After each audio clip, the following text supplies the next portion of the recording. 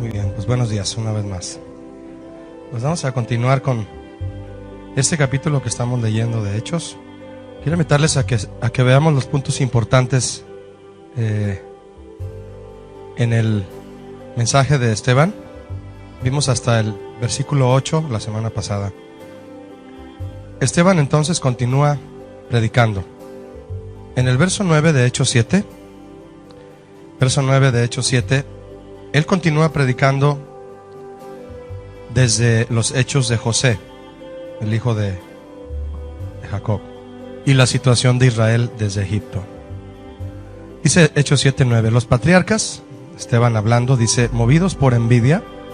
¿A quién se refiere con los patriarcas? Los hermanos de José, que eran los padres de las 12 tribus, ¿verdad? Por eso les dice patriarcas. Vendieron a José para Egipto, pero Dios estaba con él y le libró de todas sus tribulaciones y le dio gracia y sabiduría delante de Faraón, rey de Egipto, el cual lo puso por gobernador sobre Egipto y sobre toda su casa. 11 dice, vino pues entonces hambre en toda la tierra de Egipto y de Canaán. ¿Dónde me quedé? Y de grande tribulación, y nuestros padres no hallaban alimentos. Cuando oyó Jacob que había trigo en Egipto, y bueno, continúa leyendo él la historia.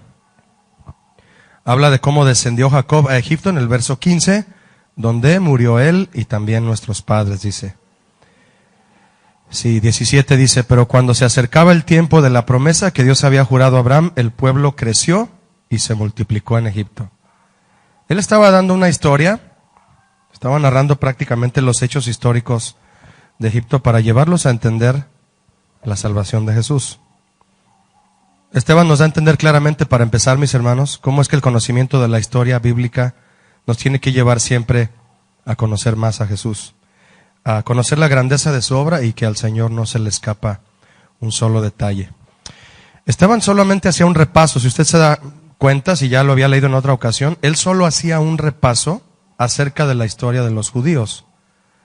¿Cuál era su propósito? Mostrar un claro testimonio de la fidelidad de Dios, pero también de su soberanía. Lo voy a repetir. ¿Qué propósito tenía Esteban al dar este repaso de la historia de los judíos? Mostrarles a los sacerdotes que no querían entender un testimonio claro de la fidelidad, pero también de la soberanía de Dios. Les quería dar a entender que a pesar de las continuas fallas de su pueblo escogido, y a pesar de los acontecimientos mundiales también, Dios continuaba con su plan. Igual que hoy. Dios continúa con su plan, ¿cierto o no? Nada lo detiene. Entonces Esteban, en su presentación del plan divino de salvación, no solo para Israel, sino para el mundo, nos deja ver, déjeme comentarle 4 factores importantes para aplicarlo a nuestra vida. Sobre todo en aquellos momentos en los que pueden ser confusas nuestras circunstancias.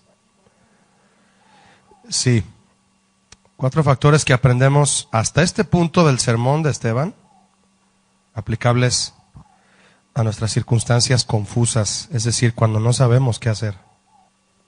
Hay cristianos que en medio de la prueba pierden el timón, ¿verdad? Pierden el faro.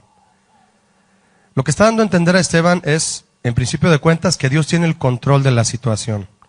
Al estar hablando de la historia de los judíos, les está diciendo, Dios ha tenido control desde el inicio.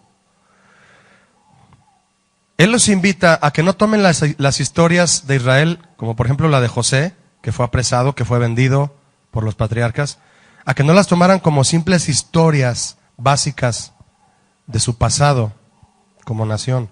No, que lo tomaran cada historia como pieza clave del plan de salvación de Dios.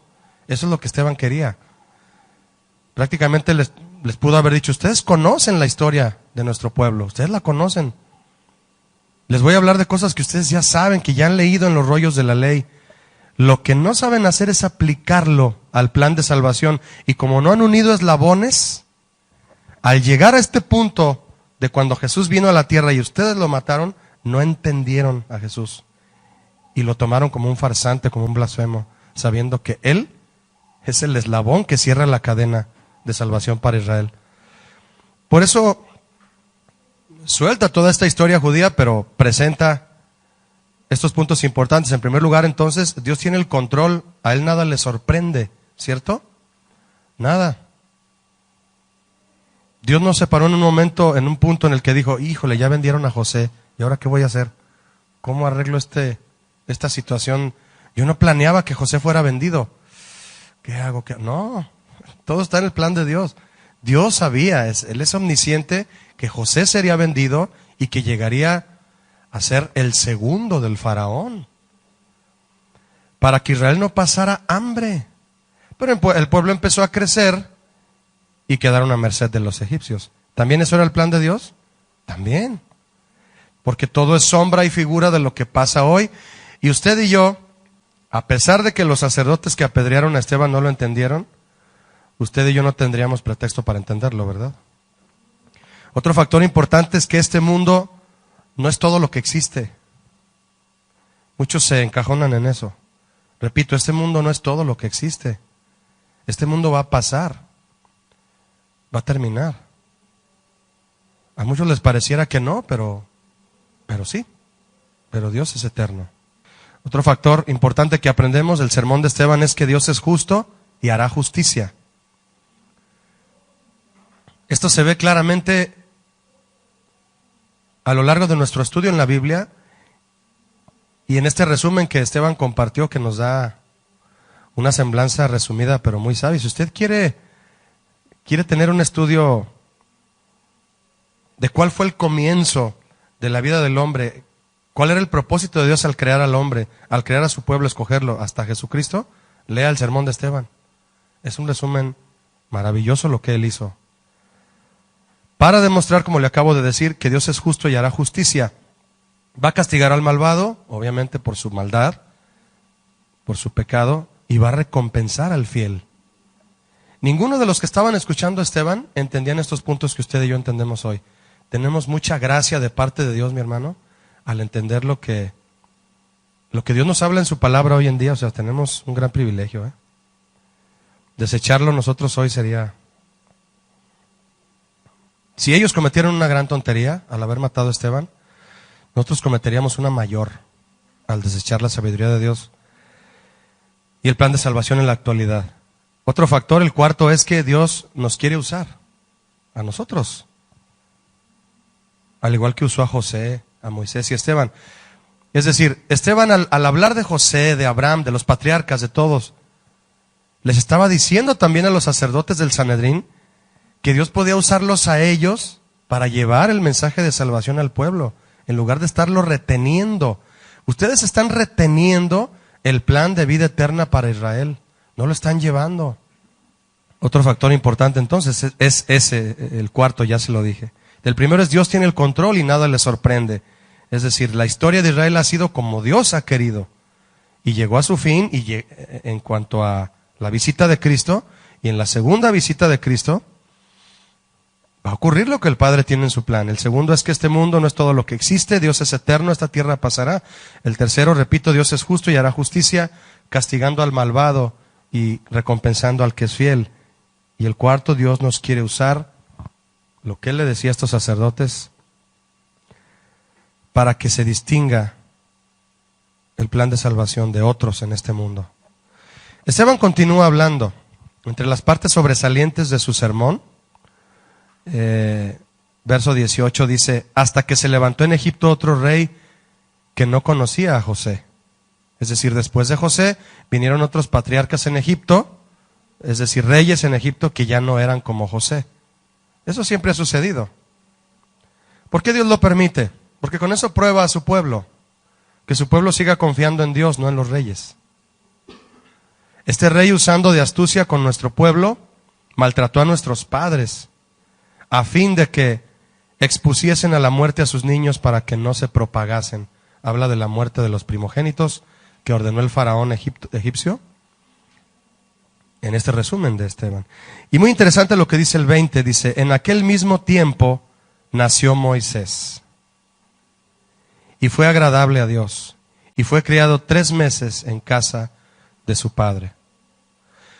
A partir de este momento, mis hermanos, cuando Esteban comienza a hablar de Moisés, él quiere dar a entender lo que nosotros hoy podemos entender ya de la personalidad de Moisés. Moisés era tipo de Jesucristo, no era Jesucristo. No, ni era el libertador que nosotros esperamos hoy, que tenemos hoy, mejor dicho, que es Jesús. Pero los sacerdotes que acusaban a Esteban tomaban a Moisés como el libertador de Israel. Es decir, él los sacó de Egipto, por lo tanto, un espíritu como el que tenía Moisés tiene que venir al Mesías que esperamos para que también nos libere de los romanos. Eso es lo que ellos querían. Por eso rehusaron a Jesús. Como Jesús no vino a liberarlos de los romanos, al igual que Moisés de Egipto, dijeron, no, él no es. Él no es. Querían un libertador físico, en lo natural, no en lo espiritual. Jesús no era político. Ahora, ¿Moisés fue político? No. Fue un libertador a quien Dios usó para traer libertad a su pueblo en todos los sentidos. Ahora, algunos fueron libres físicamente, pero yo le pregunto a usted, ¿eran verdaderamente libres cuando adoraron al becerro de oro al pie del Sinaí?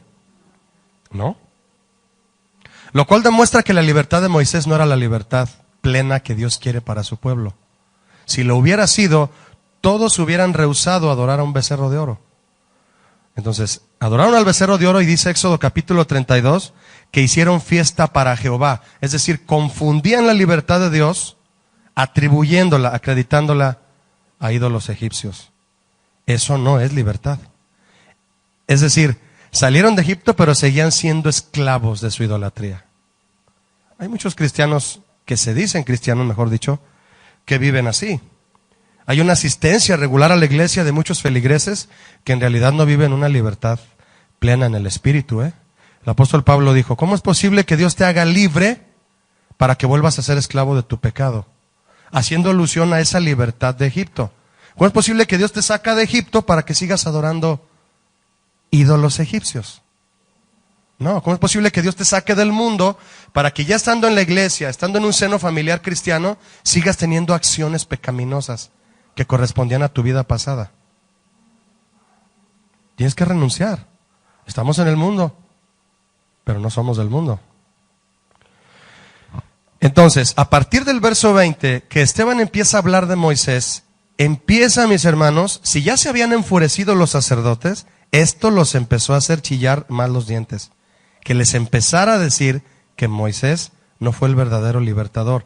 Les empezó a decir en qué forma Moisés libertó a Israel, pero nada que ver con la libertad que traería Cristo.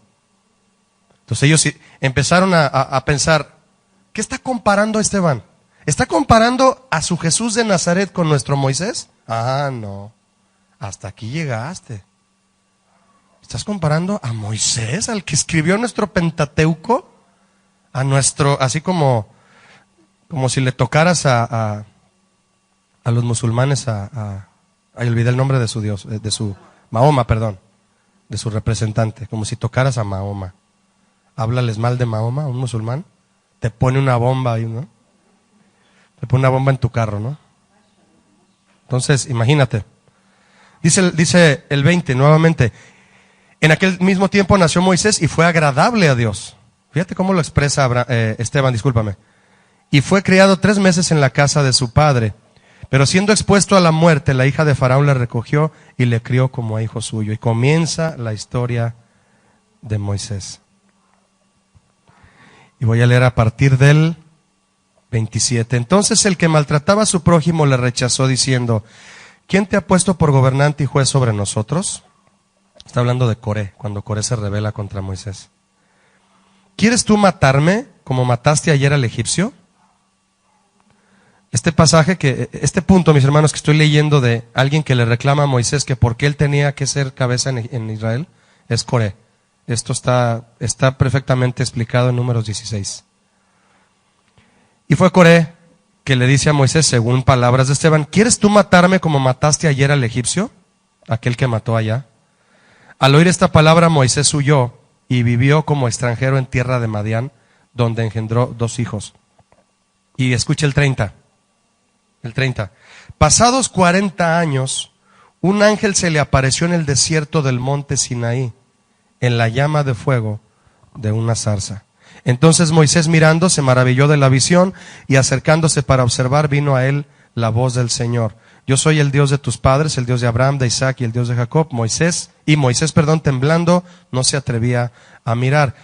Y aquí viene algo importante, 33. Y le dijo el Señor: quita el calzado de tus pies, porque el lugar en que estás es tierra santa.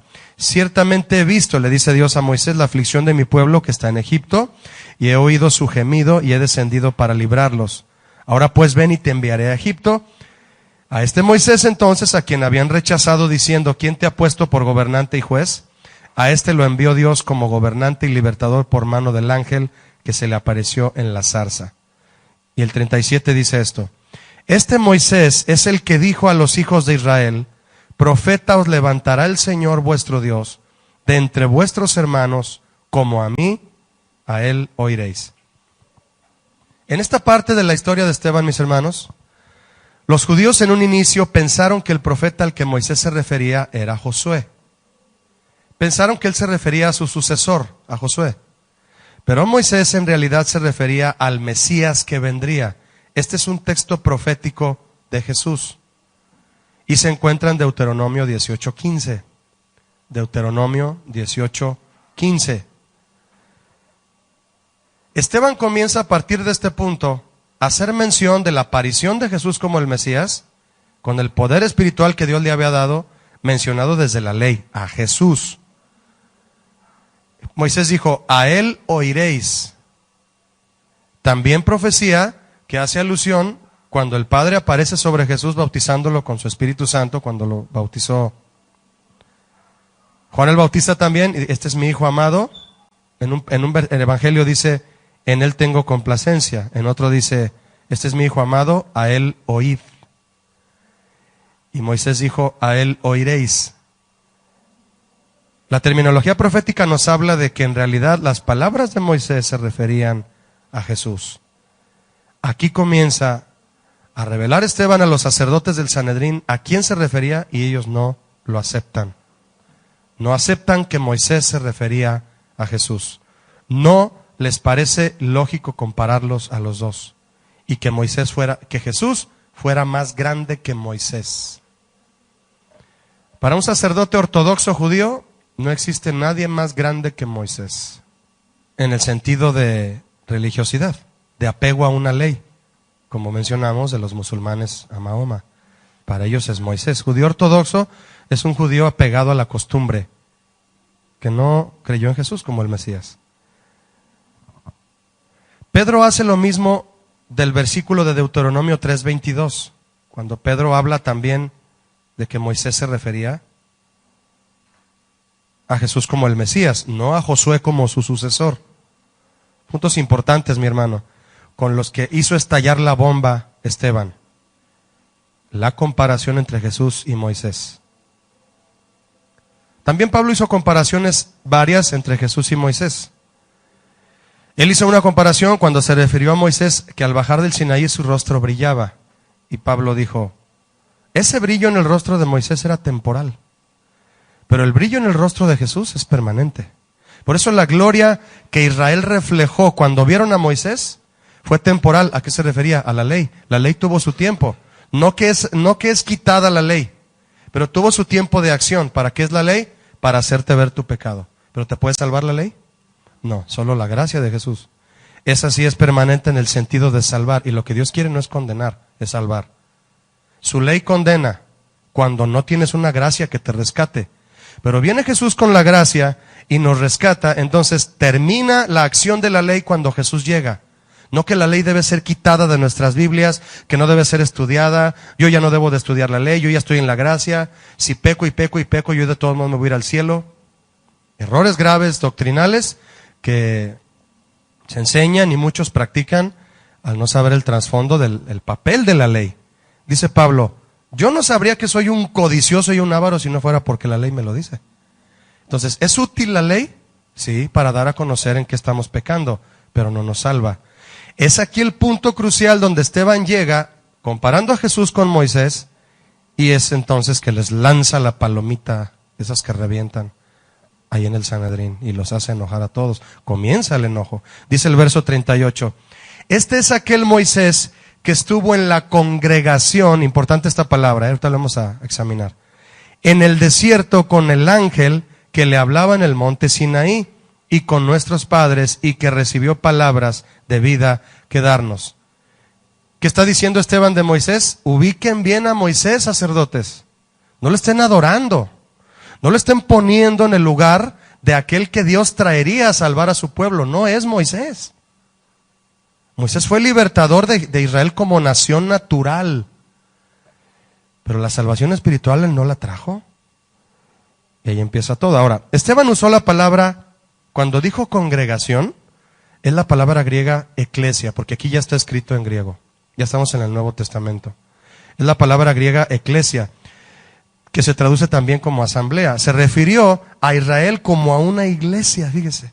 Es decir, empezó a explicarles a los sacerdotes que era la iglesia de Dios en realidad, sacándola de Egipto para traerla a una tierra que les había prometido. Y usó esta palabra Esteban en griego para describir a la congregación o el pueblo de Dios en el desierto. Esta palabra significa también, eclesia, significa los llamados. Eclesia. También tiene una traducción griega que significa, repito, los llamados. Y la usaban los cristianos en el primer siglo. De ahí que nosotros tomamos ya traducido al español iglesia. En el primer siglo le decían en griego eclesia.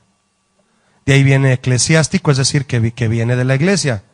Ministerios eclesiásticos. Ministerios de la iglesia. De ahí viene iglesia, que es congregación o asamblea. Esta palabra entonces era usada por los cristianos de la primera iglesia, los cristianos primitivos, para describir su comunidad o su asamblea. Eclesia. ¿Cuál era el punto de Esteban aquí? Era que la ley, dada a través de Moisés a los judíos, era la señal del pacto. Es decir, les estaba diciendo a los sacerdotes que no tomaran la ley de Moisés como toda la palabra para Israel. No, es nada más una señal del pacto. Dígame usted de cuál pacto. El pacto que vendría, el nuevo pacto que vendría con Jesús para salvar a su pueblo, porque cuando hay un pacto hay un beneficio, ¿o no? Hay una bendición que se lleva a cabo, se cumple a través de dos partes. Tú haces tu parte, yo hago la mía. Entonces, yo te voy a salvar, pero por medio de un pacto. ¿Cuál es mi parte del pacto? Voy a enviar a mi hijo en sacrificio, lo estoy resumiendo, para derramar sangre, porque si no hay sangre no hay remisión de pecados. Tú serás salvo solo por la sangre de mi hijo. ¿Y cuál es tu parte del pacto? Que tengas fe y lo creas. Y posteriormente, claro, te arrepientas y vivas una vida de obediencia. ¿Quién hizo la parte más difícil del pacto? El Señor. A nosotros nos corresponde la parte más fácil. Déjeme decirle que aún morir por nuestra creencia, si llegáramos a ser apresados, también es la parte fácil del pacto. Porque renunciar a su hijo y que éste venga a la tierra, renunciar a su trono y, como dice Filipenses 2, tomar, el creador del universo, tomar forma de hombre y más, de esclavo, no solo de hombre, de esclavo, negándose a sí mismo y no aferrándose al ser igual a Dios y morir como murió, obediente hasta la muerte y muerte de cruz.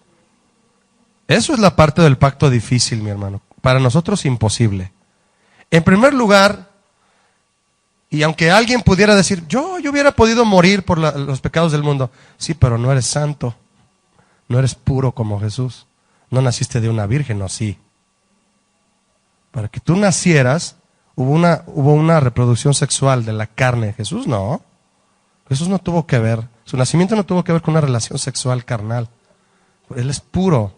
Lo que puso el Espíritu Santo en el vientre de María era santo. Entonces, ya para empezar ahí ya, nadie puede hacerlo más que el ser puro y santo, el único que es Jesús.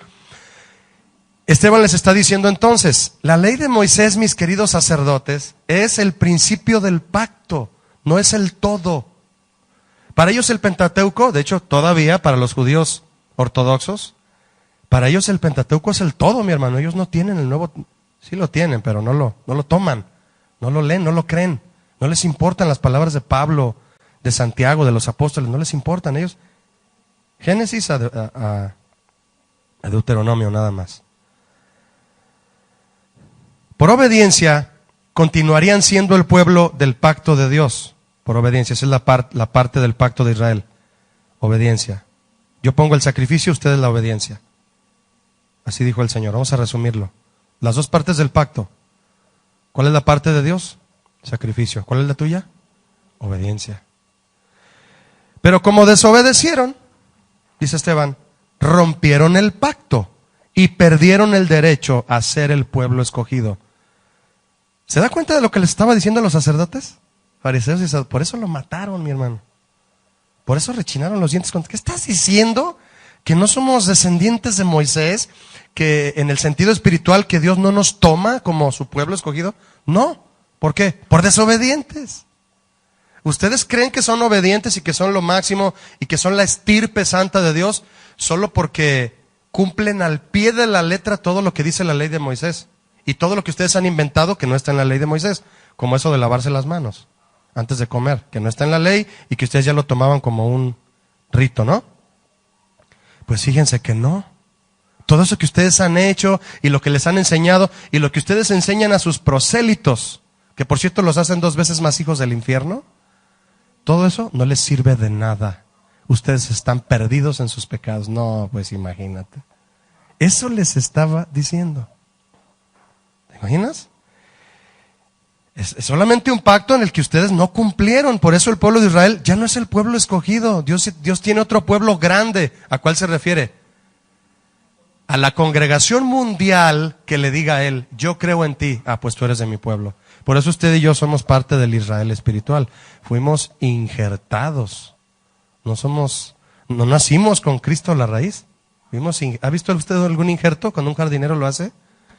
Cortan, no sé, una ramita verde, le pelan también al tallo, los unen y los amarran con una soga y están cuidando que no, hasta que ya se empieza a unir, ¿no? Ah, pues usted y yo somos injertos, ¿sabía?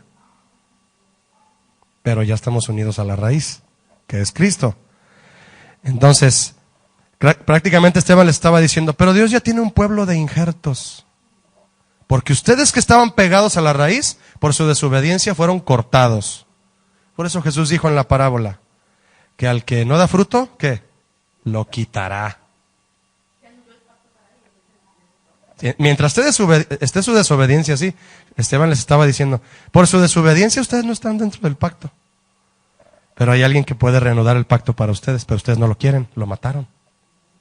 Pero su sangre que derramó, aceptándola, los puede meter nuevamente. Imagínate, ¿es bueno Dios, mi hermano? A que pudiéndonos decir, tú mataste a mi hijo, sácate por allá. No, si llega, Señor, sí, yo fui el que puso el clavo en su mano. Y yo fui el que dio el martillazo, Señor. No importa. Yo tengo todo en control. Su sangre tenía que ser derramada. Ya está derramada. ¿Qué importa quién puso el clavo y quién dio el golpe con el martillo? No importa. Acepta su sangre y entras en el pacto. Y te amarro a la raíz para que te injerten ahí. Dios es bueno, ¿no? De veras que tenemos a un Dios bueno, al único Dios que existe y es bueno. Textos como Gálatas 3:19 y Hebreos 2:2 hablan de este pacto, de esta unión. Repito, Gálatas 3:19 y Hebreos 2:2. Ahora, hablan específicamente, déjeme cerrar este bloque, de cuando Moisés recibió las tablas, que le llamaba las tablas del pacto. Fíjese, los sacerdotes se encerraban en que eran las tablas de la ley. Esta es la ley. ¿Qué haces con una ley? La tienes en la mesa de tu casa y dices, esta es la ley, nos vamos a basar en esto. Y Esteban les dice, no, solo era una ley. Ustedes la están tomando como el todo. Era el principio de un pacto, de un nuevo pacto, el inicio. Entonces, ¿cómo inicia el pacto? Con una ley. Tú vas a hacer esto. A ver si me explico, mis hermanos. Déjenme usar esto como la ley de Dios. A ver, te voy a dar mi ley. No matarás, no mentirás, no esto, no esto. ¿Ya? ¿Estás viendo mi ley? Sí, Señor. Pues no solo es una ley para que digas, bueno, voy a hacer todo lo posible por obedecerla, Así como la ley de movilidad aquí. Que muchos hacen todo lo posible por obedecerla, ¿verdad? Se pasan los saltos, no respetan al peatón, no respetan al motociclista, no respetan al ciclista. Vamos a hacer lo posible por cumplirla. Y si no la cumplo, pues, me dices ya cómo nos Ya cómo nos entendemos, ¿no? Le dices a la gente de vialidad. No, espérame. Es una ley santa que yo te la propongo como el principio de mi pacto. ¿Qué te corresponde hacer a ti con ella? Obedecerla. Ok, al obedecerla, yo cumplo mi pacto contigo. ¿Cuál es mi parte? Te voy a salvar del infierno. ¿Y cómo le vas a hacer? ¿Con tan solo obedecer la ley ya me voy a salvar del...? No. Voy a derramar sangre porque un pacto se sella con sangre, ¿sabías? Ay, sí, no me acordaba que un pacto se sella con sangre. Pero no va a ser la tuya, porque la tuya está llena de bacterias, ¿verdad? Va a ser una sangre pura, ¿qué te parece? ¿Quién la va a derramar? Tú espérame, tú nomás obedece. Cuando se derrame esa sangre, esa ley se va a bañar de sangre. El pacto está completo. Tú obedeces mi ley, y aunque falles en 2 o 3 puntos, mi sangre te va a perdonar y te va a mantener limpio si te arrepientes, si tienes un corazón obediente, aunque no seas perfecto, para que el pacto se cumpla en ti. ¿Qué es ver el pacto cumplido en ti? Que tú te vayas al cielo conmigo. Entonces la ley no era un todo, era el inicio del pacto. ¿Quién fue la terminación del pacto, mi hermano? Cristo. Fue el sello del pacto. ¿Y quién es la garantía de nosotros de que ese pacto ya terminó y estamos esperando su cumplimiento? El Espíritu Santo. Él es las arras del cumplimiento de ese pacto. Él es las arras de nuestra salvación. Arras en griego es garantía. Eso es lo que en el fondo Esteban estaba explicando. ¿Se imagina la revolución que causó? ¿Qué estás diciendo? ¿Que la ley no lo es todo? No. Sin la sangre de Cristo esta ley a usted no le sirve de nada, porque la salvación no es por obras. ¿En qué se basa una ley, mi hermano? ¿En obras? ¿En qué se basa la gracia de Cristo? En su sangre, en su perdón, y que solo requiere tu fe. La gracia requiere fe, la ley requiere obras. ¿Se necesitan las dos? Sí, porque la fe sin obras es muerta. Pero jamás la ley sola te va a salvar. Les estaba diciendo, su ley que tienen de Moisés, que adoran y la tienen ahí, no les sirve de nada. Qué bueno que la obedecen. Pero si no está bañada en sangre, la sangre del Cordero, no les sirve de nada. Qué hermosa revelación encontramos, mi hermano, en un sermón de un hombre que tuvo la capacidad espiritual, por la gracia del Espíritu Santo que estaba sobre él, de explicar esto en este tiempo. Fue el parteaguas, Esteban. Escúcheme, aún de lo que Pablo hizo, Esteban fue el parteaguas. Él marcó la vida de Pablo. ¿Y quién fue Pablo? Usted ya lo sabe. ¿Quién le metió el alfiler de la espinita a Pablo de, mira, sirve a Dios? Fue Esteban. ¿Y quién era Esteban? Un hombre sencillo escogido para servir las mesas. Así empezó. Qué hermoso testimonio el de este hombre. Lástima que no lo profundicé a tiempo para hablarlo cuando el Pastor Chuy me invitó a hablar de los de carne y hueso, ¿no? Que ya terminó la serie. Le voy a decir a ver si la retoma. No se crean. Entonces, finalmente, Éxodo 31:18 es otro pasaje que dice que Dios escribió los 10 mandamientos escritos con el dedo de Dios. Fueron escritos con el dedo de Dios. Éxodo 31:18. ¿Por qué estoy haciendo este comentario? Para dejar en claro por qué Esteban dijo. Este Moisés es el que dijo a los hijos de Israel, profeta os levantará el Señor. No, estoy mal, déjeme ver cuál es. Ya, es el 38. Cuando Esteban dijo, este es aquel Moisés que estuvo en la congregación en el desierto con el ángel. ¿Por qué Esteban dice el ángel? Que le hablaba en el monte Sinaí. ¿Quién no era el Señor directamente? ¿Por qué dice el ángel? ¿Por qué dice mensajero? Y con nuestros padres que recibió palabras de vida que darnos. Bien. Estaba aclarándolo aquí lo tengo. Éxodo 31:18 retomo, dice que el Señor escribió con su dedo los 10 mandamientos. Al parecer Dios usó mensajeros, por eso Esteban dice el ángel, angelicales para entregar su ley a Moisés. Entonces, Esteban tuvo una visión o una revelación de cuando Moisés subía al monte, A nosotros nos es claro por Éxodo que Moisés recibía las tablas de la ley directo de Dios. Pero Esteban está expresando que las recibía por medio de ángeles.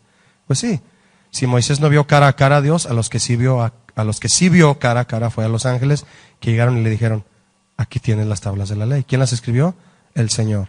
Es simplemente un dato histórico importante para entender por qué Esteban dice el ángel, que Moisés las recibió por mano del ángel. Bien. Dice el verso 42 de Hechos 7. Y Dios se apartó y los entregó a que rindiesen culto al ejército del cielo. Esto viene del contexto que Esteban había explicado ya, de los versos 39 al 41, de cuando empezaron a adorar a un becerro y le sacrificaron ídolos, lo que yo le comenté que está en Éxodo 32. Y dice Esteban, como está escrito en el libro de los profetas, ¿acaso me ofrecisteis víctimas y sacrificios en el desierto por 40 años, casa de Israel? Cuando dice ejército del cielo, se refiere a la práctica de adorar deidades asociadas con estrellas y planetas, cosa que los egipcios solían hacer. Esta parte es la que le comenté hace un momento, de que no existía una libertad espiritual en el corazón de los israelitas. Salieron de Egipto, pero tenían corazón egipcio. Eran israelitas con corazón egipcio. ¿Los hay así el día de hoy? Sí los hay, ¿verdad? Que nos digamos cristianos y nuestra mentalidad sigue siendo de Egipto, sigue siendo del mundo. Voy hacia el final. Antes bien llevasteis el tabernáculo de Moloc.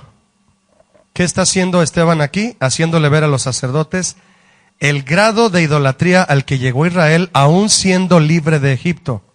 Es decir, les está diciendo a los sacerdotes, ¿se dan cuenta cómo Israel después de salir de Egipto no era libre en realidad? Ah, pues así están ustedes. La libertad de Moisés no garantizó que ellos fueran libres en su corazón y en su mente del pecado, de su pecado pasado. Ellos, dice el 7:43 de Hechos, llevasteis el tabernáculo de Moloc y la estrella de vuestro dios Renfán, figuras que os hicisteis para adorarlas. Os transportaré pues más allá de Babilonia. Aquí Esteban da más detalles de la idolatría que se habla en el verso 40 que leímos. Estos eran ídolos que Israel adoraba durante su peregrinaje, escúcheme, en el desierto. La pregunta que el profeta hace y que Esteban está recordando, que es de Amós capítulo 5, se lo voy a poner más en claro. Hechos 7:43 es una alusión, o Esteban mejor dicho está hablando de Amós capítulo 5, versos 25 al 27, cuando el profeta dijo, Amós, antes bien llevasteis el tabernáculo de Moloc y la estrella de vuestro dios Renfán, figuras que os hicisteis para adorarlas. Si se hicieron figuras de ídolos, es que las fueron adorando todo el camino en el desierto. Se supone que ya eran el pueblo libre de Dios, camino en el desierto hacia la tierra prometida, pero caminando en el desierto, aún así adoraban ídolos. ¿Cuántos hijos de Dios hay, o que profesan ser hijos de Dios, y aún en medio de la situación desértica y de prueba, insisten en adorar sus propios ídolos? Por eso el Señor les dijo, los voy a llevar más allá de Babilonia, no los voy a llevar a la tierra prometida todavía. Y está la promesa de que Dios usaría a la nación de Babilonia para oprimir nuevamente a Israel y hacerlos entender que tenían que adorar a Dios nada más. Esto entonces aún más, mis hermanos, Esteban escarba el corazón de los sacerdotes en el Sanedrín diciéndoles, ¿se dan cuenta que no hay libertad verdadera? No la hay. La libertad de Moisés no era garantía de libertad espiritual. Ídolos que adoraron en su peregrinaje. Moloc era el dios asociado con el sacrificio a niños, ¿sabía usted? Y Renfán era un dios egipcio. Amós, que es el profeta que habló estas palabras, también nombra deidades asirias que Israel adoraba. En el pasaje que le dije de Amós 5, 25 al 27. Esteban continúa su sermón y es entonces que comienza a decirles que Dios ordena que le hagan un tabernáculo. ¿Para qué? Como la adoración a ídolos era intensa, mi hermano, era intensa por parte de Israel, estaban acostumbrados a adorar ídolos. Imagínese usted, 430 años en Egipto. 430 años. Tremendo, ¿no? Más de 40 generaciones adorando a ídolos. Pues Dios los sacó de una situación en la que no solo los tenía que liberar, los tenía que restaurar. Los tenía que resetear de la mente. A ver, te voy a cambiar el chip porque ya estás conmigo, pero te sigues comportando igual. Igual, ¿verdad? Pensé que estabas haciendo un comentario general. Pero sí, así es. Así es. Y empieza entonces. Usted lo puede leer. Le voy a invitar a que lo lea para que continuemos y lleguemos a una conclusión la próxima clase del sermón de Esteban, que comprende los versículos 44 y hasta el 50. Este es un bloque que podríamos ver la próxima semana, si Dios nos permite, con respecto al orden del Señor para con Israel de construir un tabernáculo. Un templo donde el Señor se manifestara. A partir de Éxodo 8 está esta promesa. Éxodo 8:25 dice: y me haréis un tabernáculo y habitaré en medio de ustedes y yo seré su Dios. Entonces, ¿qué quería el Señor dando la orden de construir un tabernáculo? Estoy cansado de sus ídolos, me voy a manifestar a ustedes y va a haber sacerdotes entre ustedes que me van a ministrar, van a venir a recibir instrucción de mí para que ellos la den a ustedes y caminen sin ningún ídolo en su travesía en el desierto. Entonces, es así que el Señor empieza a darse a conocer a su pueblo por medio de un tabernáculo y comienza Israel a ser la iglesia de Dios en el desierto. ¿Dónde se fundó la primera iglesia? En el desierto. Y muchos quieren su iglesia en lugares cómodos, ¿verdad? Que haya buenas rutas de camión, que lleguemos fácilmente. Y déjeme decirle que la iglesia primera que Dios estableció fue en el desierto. Y la que estableció Jesús cuando Él ascendió a los cielos, también fue establecida en medio no solo del desierto, sino en medio de una persecución. La iglesia está establecida, es establecida por Dios y Dios así lo quiere, mi hermano.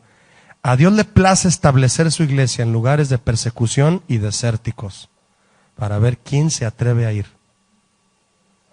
Todas esas catedrales en países de primer mundo que se llaman iglesias cristianas, a donde asiste gente que les es cómodo llegar a la iglesia, iglesias hasta con valet parking, el dinero que están gastando ahí, iglesias hasta con valet parking, ¿verdad? ¿Qué es eso? O sea, con cafetería, con pantallas, ¿Esa será la iglesia que Dios quiere establecer? No, mis hermanos. Mire, si la iglesia se quiere establecer en lugares de comodidad, lo que va a hacer Dios ya al final de estos últimos tiempos es quitar el entorno cómodo de la iglesia y rodearla de persecución y de desierto. Para que cuando la gente salga de la iglesia diga: ah, caray, ¿dónde estoy? Donde Dios quiere que estés. En un lugar incómodo para que sepas que esta tierra no es tu lugar. Y camínale, porque el desierto no es tu casa. Camínale, te tengo una tierra prometida. Y estamos caminando, ¿no? Esta historia fue la que Esteban contaba. Tremenda historia con la que algunos tal vez atendieron, pero otros lo mataron.